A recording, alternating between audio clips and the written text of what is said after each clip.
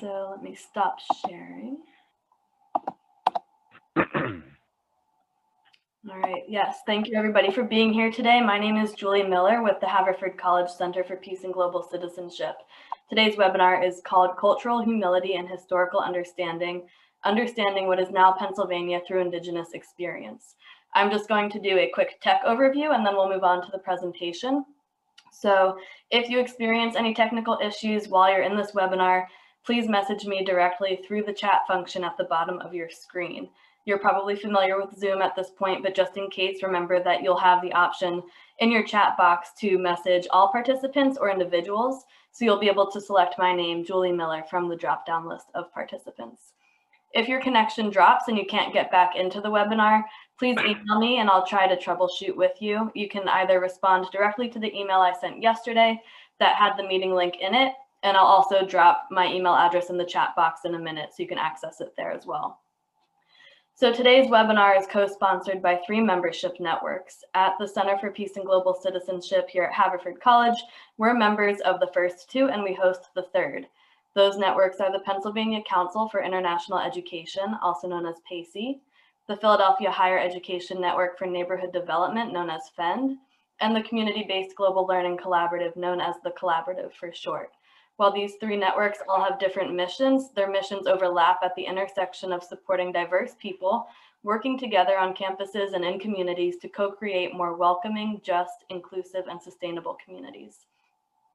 We're also very excited that this webinar is part of our 20th anniversary series at the Center for Peace and Global Citizenship, where we're marking this year by reconnecting, celebrating, and visioning how we work across our partnerships to support peace, social justice, and global citizenship. Because of the size of this group, we have everybody muted by default. However, we do encourage you to use the chat feature throughout the presentation to interact with each other. So feel free to share comments and questions over there. And the webinar is being recorded. You did consent to that when you joined, but we want to make sure you're aware. So feel free to have your cameras on or off, whatever you're most comfortable with. At the end of the event, we'll share a very brief poll so you can give some feedback about your experience today. And we will send out a recording of the webinar in the coming weeks so you can refer back to it and share it with your networks. Again, please message or email me, Julie Miller, with any technical issues, and I will now pass the mic over to Dr. Eric Hartman, Executive Director of the Haverford College Center for Peace and Global Citizenship. Thanks, Julie, and thanks everyone for being here. Before introducing our speaker, Adam DePaul, I do want to share land acknowledgement that Haverford College and Pennsylvania is on the historic lands of the Lenape, and we honor the Lenape and other indigenous caretakers of the lands and waters, the elders who lived here before, indigenous peoples today, and generations to come as part of our work. And we are looking forward to learning more about that as we hear from Adam today. So Adam DePaul is a tribal council member and story keeper of the Lenape Nation. He's also a PhD in mythological studies at Temple University. And he is a person who we've been very fortunate to get to know at Haverford College. He's connected with a number of different programs and initiatives, including connecting with faculty in our linguistics department, with fellows at the Haverford House in West Philadelphia, leading a teach-in there a year or 2 ago. And this past January, I was reflecting before we got on the call together, this past January in 2020, little did I know it would become one of my favorite events of 2020 because it was when we could travel. During winter break, some of the staff members at the Center for Peace and Global Citizenship and a faculty member, I think here in the webinar as well, Brooke Lillehagen, we all got together and your mom's coming over on a Saturday. Webinar. Oh, I think someone's audio is coming through, so you all just mute your microphones if you're not speaking. But on a Saturday, we went up to the Lenape College Center in Easton, Pennsylvania, which I remember 2 things worth thinking with me about. One, I feel really honored and privileged to work with people who want to take their Saturday during a holiday break and learn more about Indigenous communities and where we are. And two, I feel really honored that we can meet with and learn from people like Adam and that are places at Lenape Cultural Center in Easton that are such rich resources for us to grow and learn in those ways. And Adam was a host, just gracious host in sharing and hosting, and we really appreciate that. So I'm looking forward to what you have to share today, Adam. And thank you for being with us. Adam DePaul. Well, thank you so much for that gracious introduction, and really for bringing your folks down to the Cultural Center, for engaging us and starting the relationship that has led to so many wonderful things like this. I am really happy to be here. Of course, I always say that during my presentations. I'm always happy to present, but this group really speaks to me in a number of ways. Can I just ask, just for my own curiosity, if you can just raise your little Zoom hands over there and let me know if you are an educator, college educator, grade school educator, whether you're doing it right now or whether it's something you are pursuing in your future. Oh, a lot of real hands going up. Wow, I love real hands. That's great too. That's even better. Excellent. I am a lifelong educator as well. I've been teaching in one form or another since I was 15 years old, when I first got lifeguard certified with the American Red Cross and then began teaching first aid classes. And I've taught pretty much everything I could learn since then. So I'm really happy to be here, engaging not just my cultural community, the importance of getting more Indigenous awareness and activity in the educational system, but I'm also here, really happy to be here talking to people who are interested and have the real ability to make that happen. And I'll talk for a minute, in a couple minutes, about specific ways in why that educational component is so incredibly important for Indigenous communities and our community especially. But before I do that, I want to give you a very brief description of Lenape history in general, and then a very brief description of my own nation's history, so you know who I am and who I am here representing. I promise not to make it long. I'm really looking forward to having a lot of time for conversation and question and answers. But in case you're unaware, and if you are unaware of this or any of this information, don't feel bad. Unfortunately, the Lenape history is such that many people are very unaware of the Lenape people, let alone their specific history, even here in the Indigenous lands of the Lenape. And I'll explain why that is.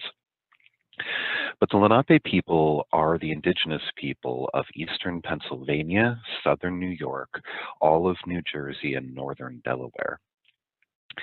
And our folks, I of course won't go into detail. Everyone here to some extent or another is aware of the tumultuous and disastrous history between the colonists and the Native Americans. But during that time, during those removals from our homelands, through war, through violence, through underhanded land deals, and all the other things that happen, the majority of the Lenape were, of course, forcibly removed. And the Lenape people moved westward and northward in groups. They would get so far enough away to be safe and settle down and start a community for a little while. And then after a few years, colonialism would catch up to them, or a few months or a year or two, and then they'd have to uproot and move again. And these sporadic and continuous movements, of course, went on for a good amount of time while the United States was being discovered. And our folks finally, through a long, tumultuous, arduous journey, ended up finding settlements that would become permanent in the areas of Oklahoma, Wisconsin, and just over the United States border up in Canada. Of course, Lenape people settled all over the place and in groups where they could along the way. But those are the three places where large groups were able to settle and maintain their identity and their community until today throughout the forced relocation. And these groups today are the groups that have federal recognition. So we have two federally recognized tribes in Oklahoma, one in Anadarko and one in Bartlesville. We have the Stockbridge Munsee, which is a federally recognized Lenape tribe up in Wisconsin. And then again, there are some in Canada. For this reason, many people, if they've heard of the name of Lenape at all, when they hear the name, they think of Western tribes or Plains tribes, and they also often think of customs and ways of dressing and celebrating and cultural ways that go along with being a Western or Plains tribe. Now, what many people don't know is that some Lenape were able to stay here in their homeland and resist being forcibly removed. The vast majority of Lenape who were able to do that were Lenape women, and they remained here because colonial men took a liking to marrying Lenape women. There are several reasons for that. One of the strongest was that Lenape women were incredibly hard workers. They knew how to work the fields, how to do the agriculture, how to work this land that at the time, of course, was still a foreign land to the colonists with foreign foodstuffs. And those Lenape women, and from other tribes as well, were really largely responsible for helping the colonists make it through their first experiences here, their first few years here. Now, when this would happen, when there would be these colonial Lenape marriage unions, and it was in every instance we have, it was a colonial man and a Lenape woman. Lenape men were seen, of course, as gender norms of the time go, as warriors, as possible threats, and were all driven out, were not allowed to stay. So the caveat, the condition to this marriage union would be that all of the Lenape woman's culture, all of their Lenape, any indicator that the woman was Lenape would be stifled, would be suppressed, would be erased. The Lenape language could not be spoken. The ceremonies, of course, could not be practiced. If you were a woman here in the early colonies, you dressed like a colonist, you spoke like a colonist, you raised your children like the colonists did, and you identified as a white person, as a colonist, even down to the census data. You never made any indication that you were Lenape or Native American. So the history of the Lenape who were able to stay here in their homeland is a history of hiding for hundreds of years, passing our language and our culture down only in secret, having it a very close to the chest bit of information that never went outside the family. Now, they're few and far between, but there are records of some very, I guess you could call them progressive colonial households where Lenape women were allowed to speak the language in the house. But that, again, was very few and far between. And in the rare cases where that would happen, that did not extend outside the front door. That was absolutely not permitted into the community. So this is another one of the large reasons why people in this area often know so little about the Lenape, because one, so many of us left and settled, and in the eye of the public, we are where our diaspora ended up settling. And two, because those of us who did remain, we were only able to remain by going underground and by making every attempt not to let people know we were here. Now, these Lenape who stayed here, that is who I represent. That is who my nation represents. And those are the people represented by all of the current Eastern Woodlands Lenape nations. I'm from the Lenape Nation of Pennsylvania, and there are others in our area just over the border in New Jersey. There's the Nanticoke Lenape. There are two state-recognized Lenape tribes in Delaware. And we all represent the unions of either those Lenape women and the colonists, or Lenape women and free slaves. And actually the Nanticoke Lenape over the border have a strong lineage to that particular group.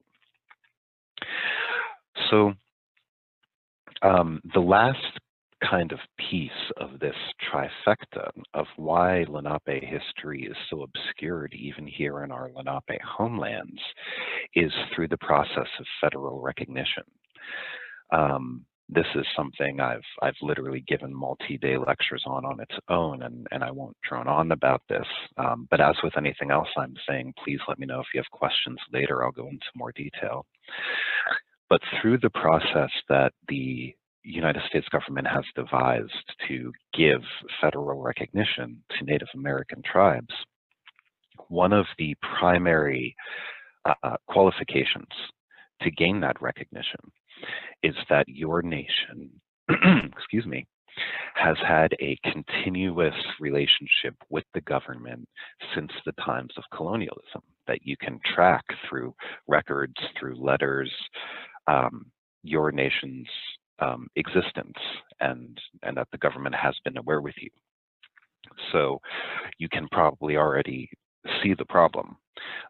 Neither my nation or any of the East Coast nations here will ever be eligible for federal recognition as long as these laws remain the same, because the only reason that we were able to remain here, the only reason that we are here today in our homelands is because we did everything in our power to get off the government radar, to hide. Meanwhile, those of us who made that long, tumultuous journey, the diaspora that were continuously forced further westward and northward, they, being in that group that was continuously moved, they were able to stay on that government radar. The government knew where they were because they were continuously pushing them, herding them outward. So it's those diasporic groups that were able to fulfill that qualification for federal recognition.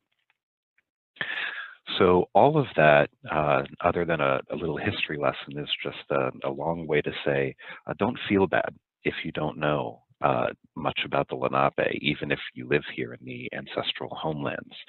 Many people don't, and there are strong historical reasons for that. But that's one thing, one of the most prominent missions of my nation. And also, this is one thing I can say for the other East Coast nations here, all of us are dedicated to correcting that history, to let people know that the Lenape, yes, we have, our relations are in the West, they're in the North, they're in Canada, but also realize that some of us are still here and that we are still here today.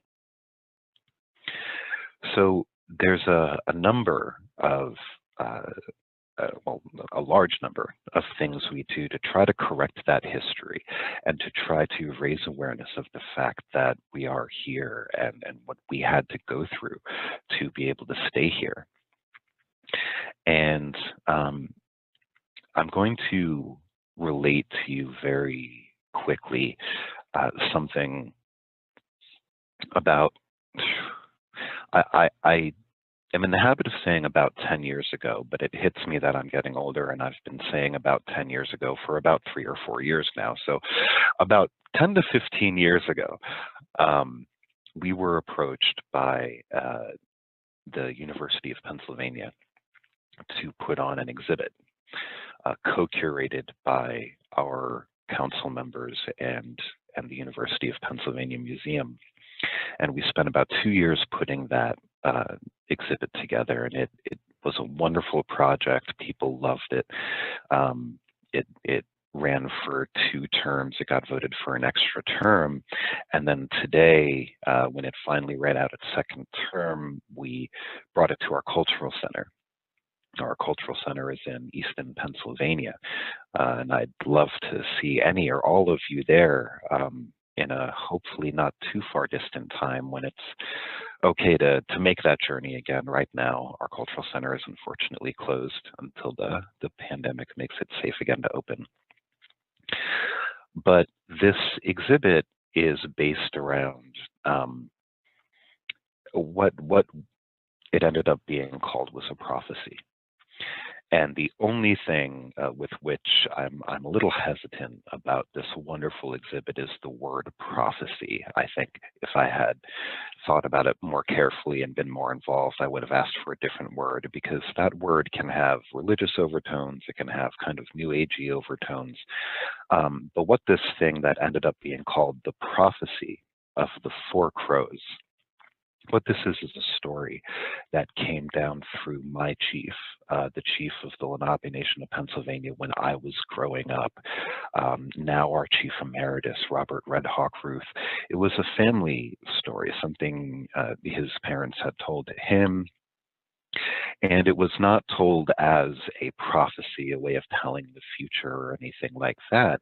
It was just kind of a family story, actually kind of a bedtime chant that they would tell. And it's very short, and it goes like this. It is said that a fox will be let loose upon the earth. It is also said that 4 crows will come. The first crow, he will live in harmony with Creator. The second crow, he tried to clean the world, but he got sick and died. The third crow, he saw what had happened to his brother, and he hid. The fourth crow will fly in harmony with Creator again. Caretakers, we live together on the earth. And that's all. It was just a short little oral story that had been passed down. And we decided that this was a wonderful fit to kind of base this exhibit around, because we think it correlates to the past and the present of the Lenape, especially our nation and the nations here in the East Coast. We see that first crow who flew in harmony with Creator as being a symbol of our existence here before colonialism. And that's that part of the exhibit. The second crow who tried to clean the world but got sick and died. We see that as representing the time of colonialism and the horrors and problems and death that encompassed that period. The third crow who saw what happened to his brother and hid, we see that as really detailing our history, our nations out here in the East who had to go into hiding and basically undeclare, that's not a word, do the opposite of declaring, hiding their culture to survive. And the fourth crow who flies in harmony with Creator again, we see that as a symbol of the time where we will be able to, are able to, / will be able to come out, reestablish our community, re-celebrate our culture, and really start working on revitalizing the things that have been lost through this period of hiding. Our language, which has reached the levels of anthropological and linguistic extinction by all technical terms. Our ceremonies, which have been passed down only from oral tradition. Now, the reason I wanted to take a minute to tell you that story is because we do believe that we feel that we are now in that time of the fourth crow, where we feel that we really can come out and celebrate our culture and let people know that we are here, that we never left. And there are many reasons for it, but one of the first and foremost reasons that we really feel and have been engaging the spirit of the fourth crow is due to our relationship with academia, with academic institutions, colleges, and grade schools. The past 10, or again, I've been saying 10 for a long time, 10, 15, 20-ish years maybe, the recent history really, we have seen such a spread of consciousness, of sensitivity, of curiosity toward Indigenous issues and minority issues just all across the country. Of course, there are blips here and there, and I'm not necessarily addressing the specific political climates, but of the people.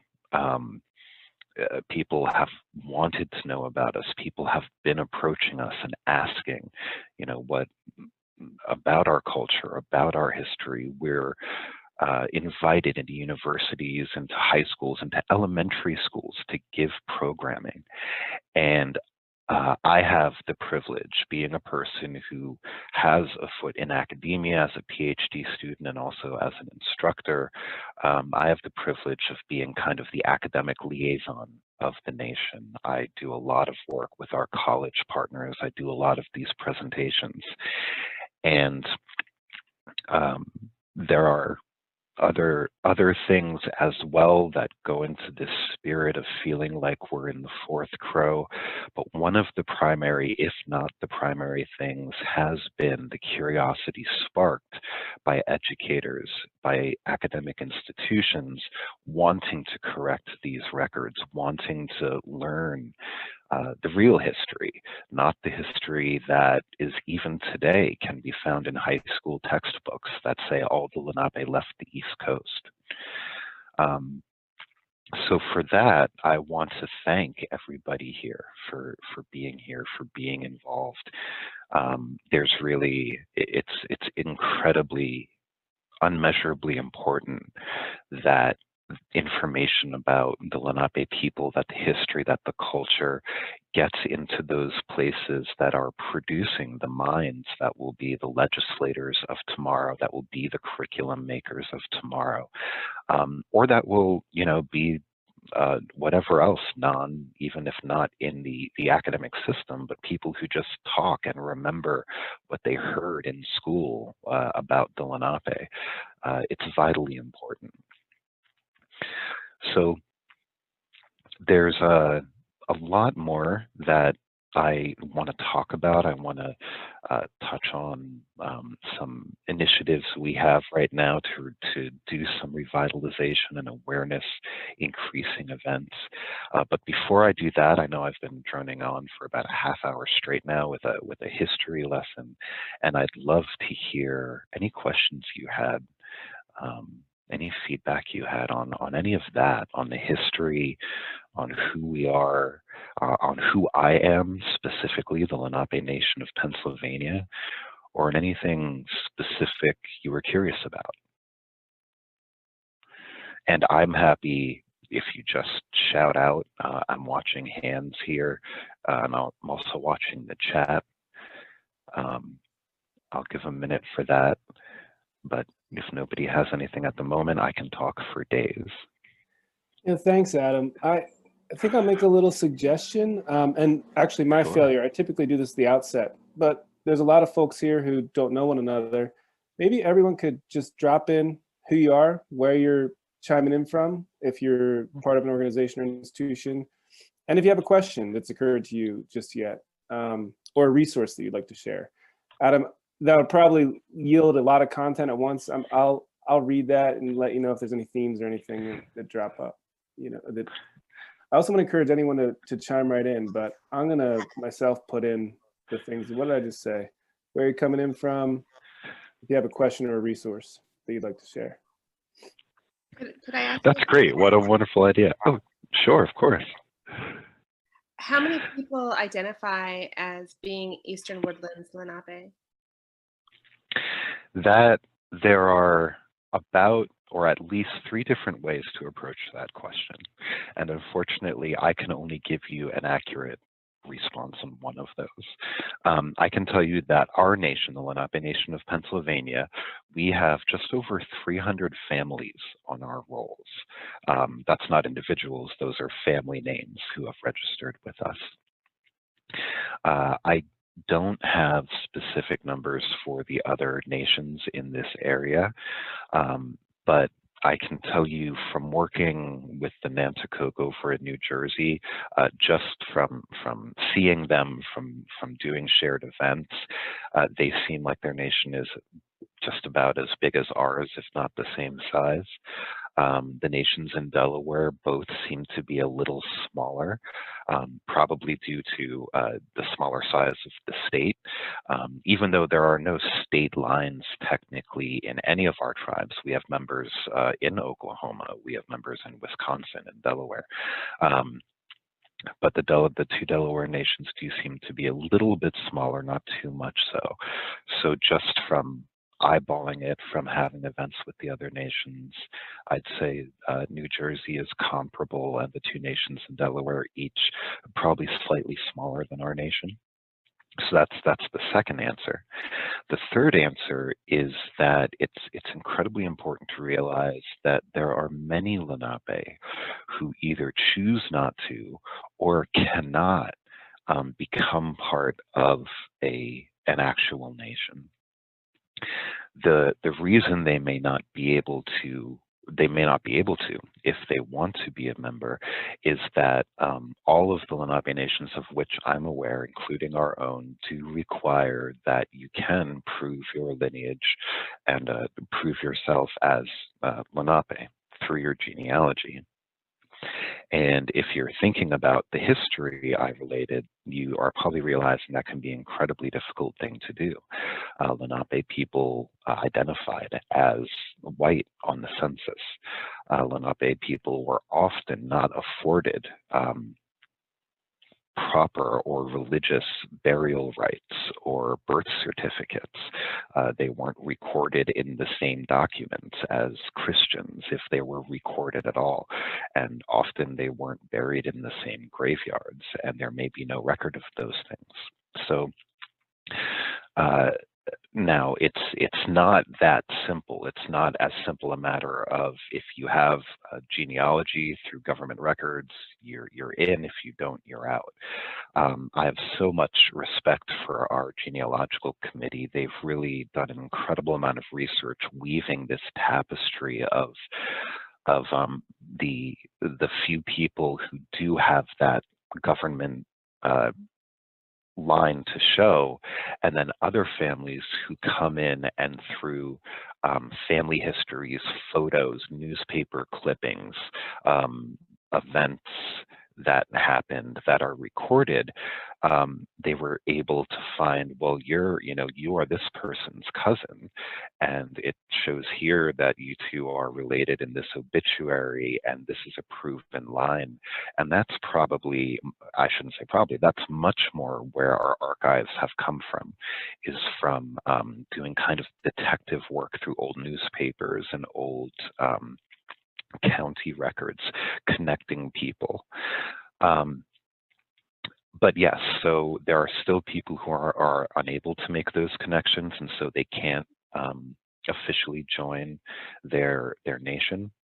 And also, there are many people who simply don't want to. And this happens particularly with our elders. We still have people alive today who who were put in Indian boarding schools, if you're familiar with that phenomenon. There are absolutely still people alive today who witnessed firsthand persecution of their families, and people who grew up consistently being told, you don't talk about this, you don't tell people that you're Lenape, you're white, you hide that part of your culture. This is not something that happened 100 years ago. This is something that our elders still remember. And we still have elders that get a little apprehensive even about things like this, about our members giving presentations, talking about our nation and spreading knowledge, because there is a history of systemic and oftentimes barbarous erasure and submission of that culture. So there are also Lenape people who just don't want to put themselves on any kind of radar to join a nation again. So I'm sorry, that was a long answer, but I think that's also important to really remember, is that there are many Lenape people who aren't represented by a nation, and they just live themselves and know who they are, and that's how they choose to live. I see a wealth of things here. Let me run through their educational resources. Oh yeah, go ahead. Right. No, I was going to say that's a theme. Another theme is thanks. I mean, so much appreciation showing up there, and we're really grateful, and would love to hear from you for a long, long time. But yeah, a few folks asked about educational resources that seem to point generally in that direction, but also current stories and current hearing. I guess educational resources could point historically, but there's also interest in contemporary with that question as well. Absolutely. And I teach a Native American Studies class at Temple. I've designed a curriculum around it. And I'm going to type very quickly, so please excuse lack of capitalization and typos here, but one book I consistently use in my curriculum and recommend to people of the Lenape or Delaware people. There's no capitalization in there, and I apologize. William Penn's own account of the Lenape or Delaware people. I really love to use this book because William Penn is a person who really did, relative to the time and to the situation he was in, really did have an incredibly progressive attitude towards the Lenape. It's one of the happy stories, or at least not tear-jerking stories of Lenape cultural history, Lenape colonial history. And this book is a very short book. It's a very small book. It's a quick and easy read, although it's in the language of the times. But it's really just a collection of facsimiles facsimiles of William Penn's letters that he wrote about the Lenape to his fellow colonists back home to England, and also letters he wrote to Lenape tribes, land deals, agreements, things like that. And it really shows the amount of respect he had for the Lenape, again, situated in the time. There are disturbing things in there as well. He does refer to us as a godless people. He does use the term savages very often. It's certainly not something that's 100% rainbows and smiles, but again, with understanding that mindset of the time, he praises our language. He praises the way we conduct ourselves. There's even a wonderful passage in there where he says to his own colonists, we would do well to take up some of the spirit and some of the ways of the Lenape. So that's great for a kind of history American history perspective. C.S. Westlager has written 2 or 3 books on Delaware, Lenape history. He calls them Delaware. And his books are very good if you're looking for more detailed history of the tribes and what happened through the wars and the movements. He's an excellent person to look up. Also, if you look up the Nanticoke Lenni Lenape website, that's one of our relations right over in New Jersey. They have a free ebook you can download on their website from the Reverend John Norwood, one of their members and longtime speaker, and it is called "We Are Still Here," and it is a wonderful, wonderful history of the story of the Eastern Woodlands tribes. Now, they tell the story of their New Jersey Nanticoke tribe specifically, but 90% of the history they relate refers to all of us, all of our plight here in Pennsylvania and Delaware. And they have a wonderful, oh, thank you so much, Brooke, for putting that up. Yes.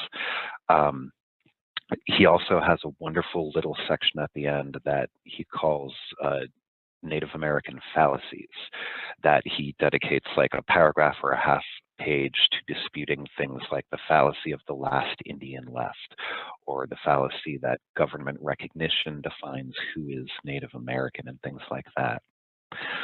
The last thing I'll throw in here is really the person who has been most influential in my academic as well as my cultural existence here, and his name is John Beerhorst. John Beerhorst is a wonderful person to look up if you're interested in the legends and stories and mythology of the Lenape. It is incredibly difficult to find material on that. This is one of my missions. This is what my dissertation work is on, is actually collecting these. Oh, geez, I'm sorry. Have I been doing all of this privately? I'm sorry, Rora Girona. I didn't realize I was typing that privacy. I must have hit your name by accident. I hope that all came through. Thank you for forwarding those titles. Yes, incredibly difficult to find Lenape stories, traditional.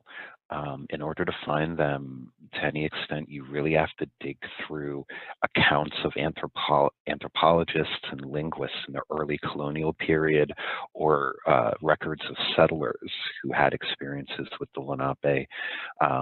There are a couple decent anthologies that'll have a title like Algonquin Legends, which of course speak to an entire language group of which the Lenape was only one small part, so you're not sure if these were Lenape myths or not. John Beerhorst is a person who did wonderful work in actually authenticating,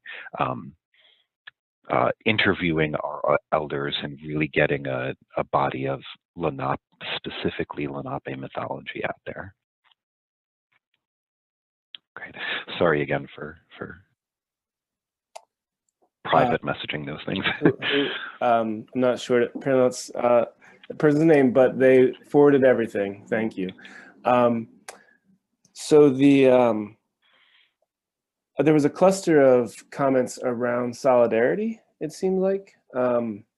One question was, what does solidarity look like for people who are not Lenape, who want to be in solidarity? And I think that's clearly it's broad. There were other questions.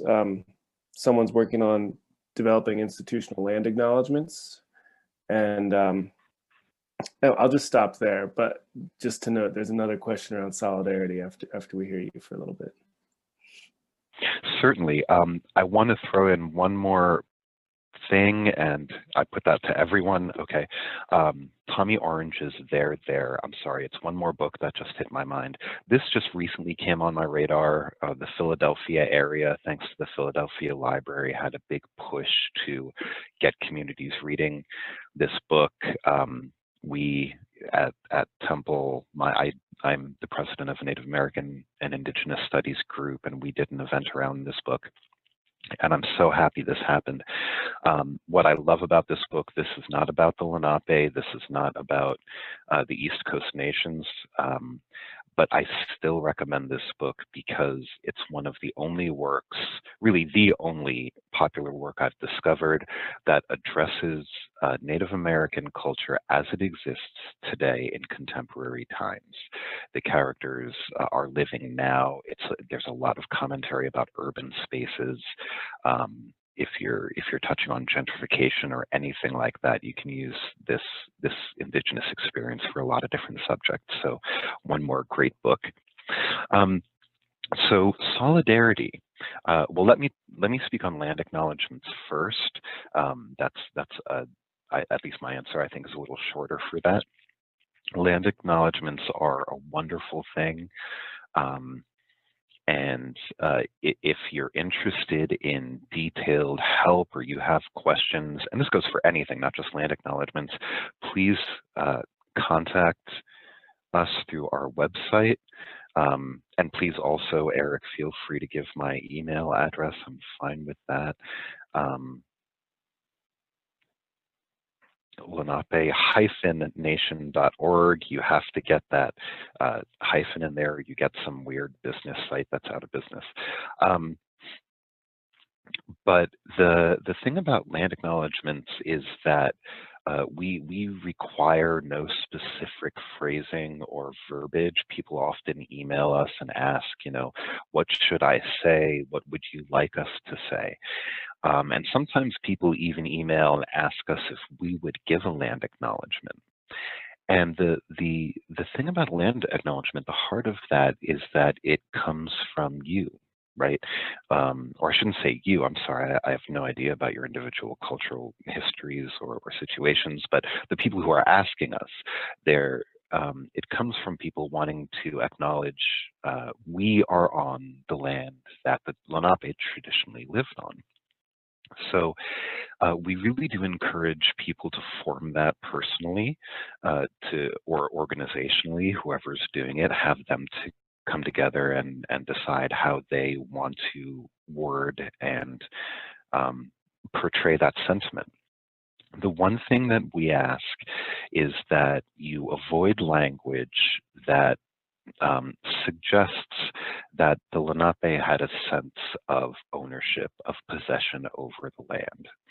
We kind of ask that you don't use phrasing like, this land used to belong to the Lenape, or this was Lenape-owned land, because we never had that spirit of ownership. We never had that perception that this was our possession. So we encourage other wording, things like this was the ancestral land of the Lenape, that the Lenape lived here, prior to colonialism, or language. Sometimes the language acknowledges our removal from this land. Or the unceded territory is something that goes around pretty popularly. I've been seeing that recently, as long as it's not this land belonged to the Lenape, because that's not the way we saw it. Now, I'm sorry, Eric, can you tell me a little more about the question about solidarity? I'm not sure I grasped the questions that are coming up. I wonder if the person who wrote it might expand on that. It was pretty high up in the set of comments. Just trying to skim to refind it. I'll look for that. Well, so Ari, if you wish to expand, you could, but it was that interested in what solidarity with the Lenape people looks like to you that brought that question in for me. And if Ari's not, I don't know if Ari's there right now or wants to expand, but our friend Brooke Lillehagen also asked a question that relates. And Brooke, I was thinking about your questions about steps toward relationship. Do you want to ask that into the audio? Sure. Adam, I was wondering what you might advise as appropriate steps in seeking a conversation about if and how the Lenape Nation would be interested in interacting with Haverford College. And I meant the Lenape Nation of Pennsylvania. I know you don't speak. Of course. Yeah, thank you. And you, I mean, you, Brooke, and Eric, and Stephanie. Hi, Stephanie. I mean, you all have done it exactly the right way. Just reach out to us. Just involve us. One of the best ways to get in touch with us is, of course, through the website. Again, you're welcome. Everyone here is welcome to my email if you want to pass that around. But there are many different ways that we can participate in your institution, your classroom, your community. We've done things from half-hour presentations to day-long events. We can have speakers come, just like I've come, to talk to you for a little bit. We last year for Indigenous Peoples Day at Temple, we had our nation ceremonial leaders come. We had dancing and drumming and acknowledgement of Indigenous Peoples Day. And again, it's one of the most important things we all feel for ushering in and celebrating this spirit of the fourth crow. So get in touch with us through the email on our website. You can use that email I gave you, or there's a little messaging box at the bottom of our website. By some disastrous, ridiculous chain of events, I ended up, at least right now, being our nation's webmaster. So I actually get all those emails, and I answer what I can and forward on if it involves somebody else. So I'll see them. Feel free to say, you know, I was here at the presentation and I wanted to follow up. But yeah, please do. Please do.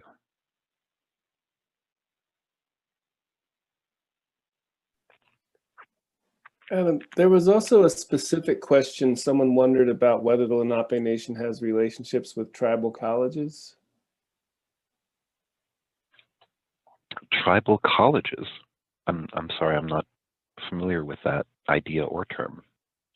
Well, Dan Roberts, do you want to expand there? No, I was just curious.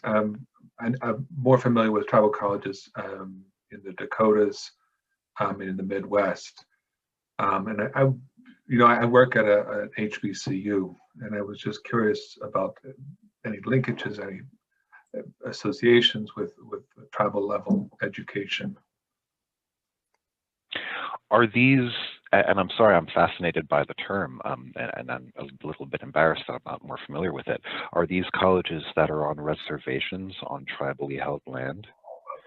As I know it, they are, yes. Yeah, and I worked a few years ago a little bit with the Lenape Nation College in Crown Point, New Mexico, for example. And there are just several across the West. Sorry, Dan, I don't know if you're thinking of any particular. No, I just was curious how those might be linked further east. I appreciate that. Yeah. Our nation does not own any land. No non-federally recognized tribe owns land in the federal sense of owning land. There are certainly some nations who have property, like a college has property for their campuses. But as far as that actual tribal ownership of land, you need federal recognition to do that. So we don't have anything like that. Of course, our relations, our tribes in Oklahoma and in Wisconsin do have reservations, and I'm sure they work with that as well. Thank you very much. Sure. Yeah, I want to be sure we invite everyone to keep chiming in with questions. Another thing I saw potentially emergent. Sorry, Adam, did you want to mention something? Well, I do want to mention something if the questions have died down, but if there's another one, please. Let's hear what you have to say. Okay. One thing I do want to put on everyone's radar, there are many projects and initiatives that we do to try to reinvigorate the culture, spread awareness. Two in particular I want to draw attention to. One is our language revitalization project, or projects, I should say. The Lenape language was never a written language. Prior to colonialism, it was oral tradition only. And much of our language, the vast majority of our language, was lost throughout the forced relocation and our time in hiding. Not necessarily destroyed, but lost in the way that our native speakers dropped significantly. And of diaspora groups, the language they spoke went through the natural processes of amalgamation and syncretism with other nations and other communities they were forced together with in these moves. So something we are very passionate about, and me personally, this has come down through my family, is revitalizing the language. So for anyone who's interested in that type of thing, we love to hear about people who are interested in the language. We had the wonderful opportunity, we were approached by Swarthmore College to come and teach the Lenape language at the college, and it was just an amazing thing. It went on for a number of years. My mother, Shelley DePaul, she's one of the foremost researchers of the Lenape language in the world, and she taught classes there for a good number of years until, unfortunately, one year we were unable to get enough of a student interest to justify continuing running the classes. But if you're interested in anything from learning the language, we give language classes, and certainly in hosting language classes at a community center or academic institution or anything like that, please let us know about that. Another very large event we do is the Rising Nation River Journey and the signing of the Treaty of Renewed Friendship. And you can go to the website to see the more detailed history about that. I won't go too far into the history of it because I want to leave time for some more questions. But every 4 years, we sign the Treaty of Renewed Friendship with community partners, committed individuals. And this is not a legally binding document. It's a symbolic agreement, a recognition of one of three things is what the treaty asks. It asks that you or your organization acknowledge the Lenape as the indigenous people of this land, that you help spread that knowledge and increase that awareness however you're able, and or that you, and there really is no or, and that you agree to act as a good steward of your environment, particularly of the lands here surrounding the Delaware River, which has always been vitally important to the Lenape, both spiritually and practically.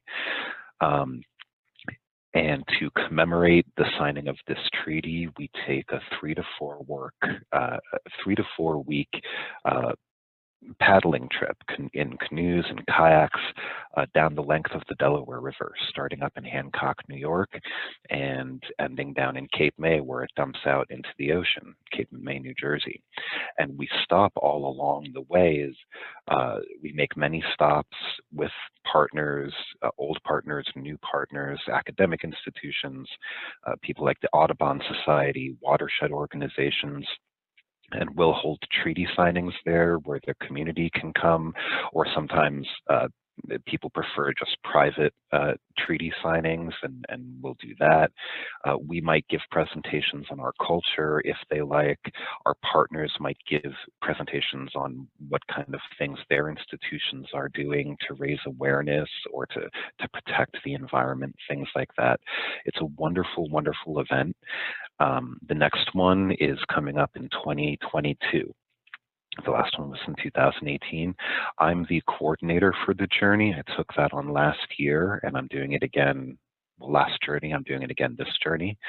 And if you're interested in participating, either as a person who just would like to sign the treaty, or would like to paddle for a day or two, or 3 or 4 weeks, if you're that masochistic, or if you're a person who wants to get your organization involved, maybe do some planning, have an event, please get in touch with me. I will start planning, start putting my committee together, and start planning this summer. It's a huge event. It takes a long time to plan, so I start about a year in advance. So please feel free to get in touch about that too. And still some time for questions. So I'm sorry, Eric, what were you? I interrupted you. Oh, so glad to learn about those 2 initiatives. I wanted to ask a question. I saw that there's some folks on the call who work with story collection and story sharing. And I know there's a lot of educators on the call in general. And I'm curious, and I want to say here, I'm completely always open to saying or to hearing, it's not your place as outsiders. But one thing that, folks are often interested in is, can they use their tools of collecting stories? Would that be helpful? Or if you've got educators who are developing curriculum, are there sort of, marching orders that you'd want to suggest or anything like that, or not? Now, I do have to preface this again by saying I'm here from the Lenape Nation of Pennsylvania. I can't speak for any other nations, even the East Coast nations. They might have different responses to that than I do or my nation does. But my opinion as an educator, as a council member, as the story keeper, and also I can say this with complete confidence on behalf of the nation, is that please include them. Please, if you look up Beerhorst or Westlager and you find our stories and you want to use them in your curriculum, please do.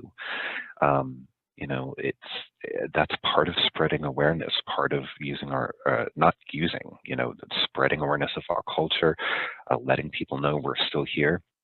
We find absolutely nothing wrong with telling those stories. Now, of course, you want to do so in a right way, in a good way.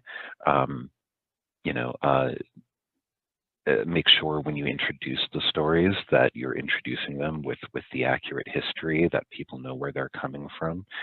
And make sure they're situated within a curriculum. And a little bit of, I have my master's in education, and that's kind of poking through a little bit now, but make sure they're situated appropriately in a curriculum. Please don't put our creation story in your fiction section. Make sure things are labeled accurately, but absolutely, and you're all, I'm sure nobody would do anything inappropriately. So yes, please use them. And please get in touch if you want any information. Again, the stories, they're my tribal role, and they're also my academic role. So I'll talk to you for days about stories. And just making something explicit that I think, emerges from the spirit of everything you share so far. If folks are drafting or reading some of those other books you've read and drafting some materials fitting for their course, class, age cohort, they could run them past you, right? They could sort of send a note, have I done something wrong or something like that? Is that something you'd be open to? I would love that. I am also kind of a nerd for curriculum development. I've done that on many levels, from I've worked on the American Red Cross health and safety curriculum development all the way down to colleges and high schools. Again, I have an MED, so I've made so many unit plans, and I love helping out with that. And I have many resources that I love including in my curriculum for particular uses. I didn't share them because they're not as general, but I love to use things like Martin Buber, if you're familiar with that name, I and thou, to ingrain ways that we perceive people of different cultures. One of my favorite books is called Seven Tattoos by Peter Trachtenberg. It's a little memoir that almost nobody knows, but there's one or two chapters in there that have a wonderful portrayal of a contemporary Native American woman's struggle with identity. So please get in touch. I'm happy to give my feedback and maybe even give you more ideas if you'd like some.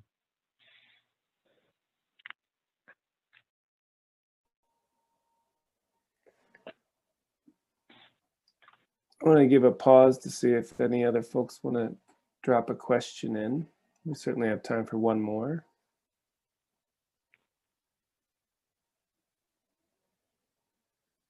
Oh, Adam, and maybe Julie, do you have Adam's? I could pull it up too, but one of us can drop Adam's email and he's off there. Okay, you got it. Yeah, I'll do it right now. I don't know why I keep putting it on you to give it to everybody. I can just type it. Yep, that's pretty simple. Just my name with a period at Temple.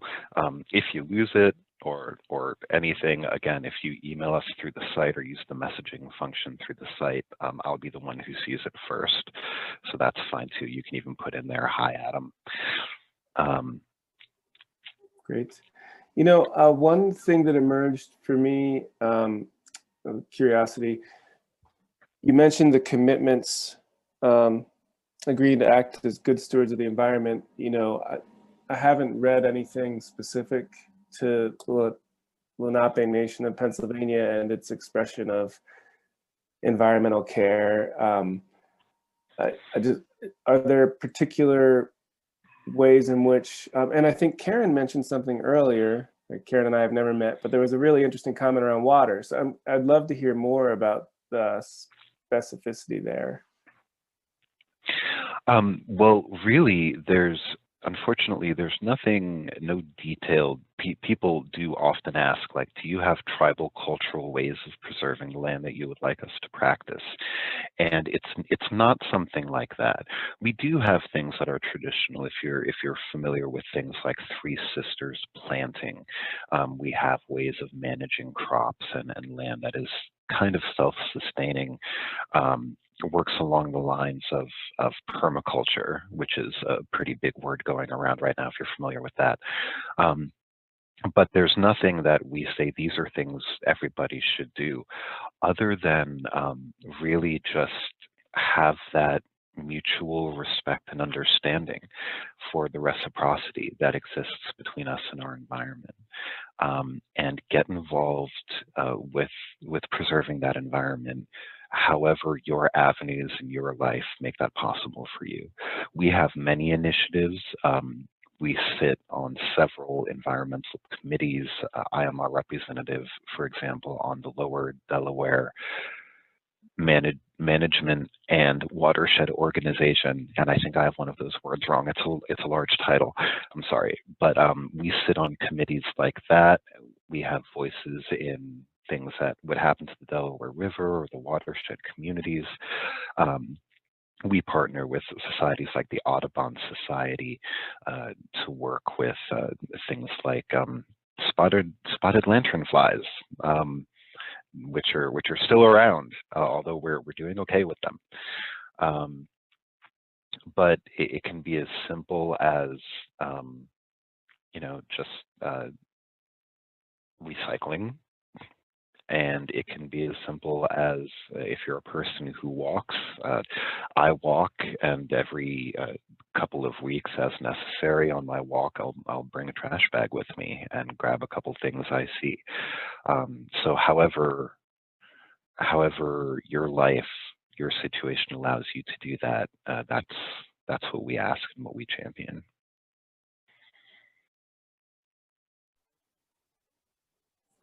Thank you very much. I know there's something we ask of folks who come and listen to these sessions. I think Julie might be able to drop in the link. It's quite literally a 3-question, 20-second survey.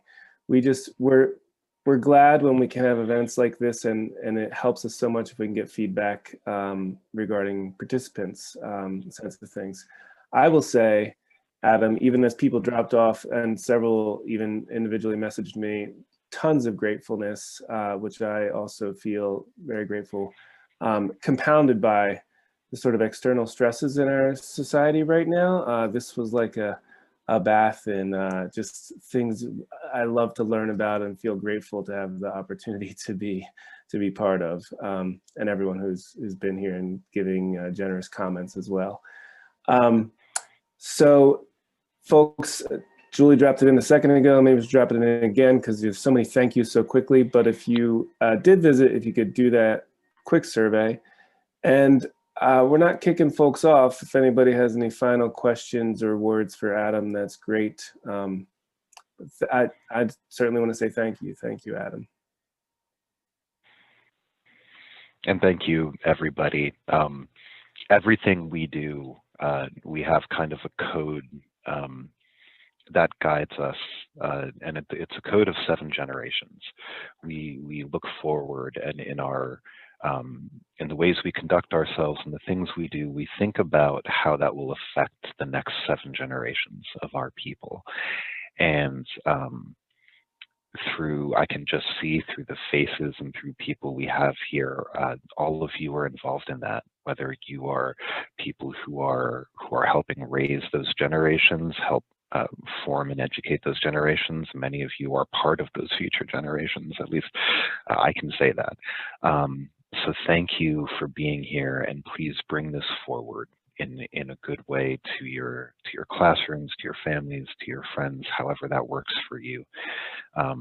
You're helping make this time happen. Thank you. Have an excellent evening, everyone. Thank you, Adam. It's wonderful. Thank you, everybody.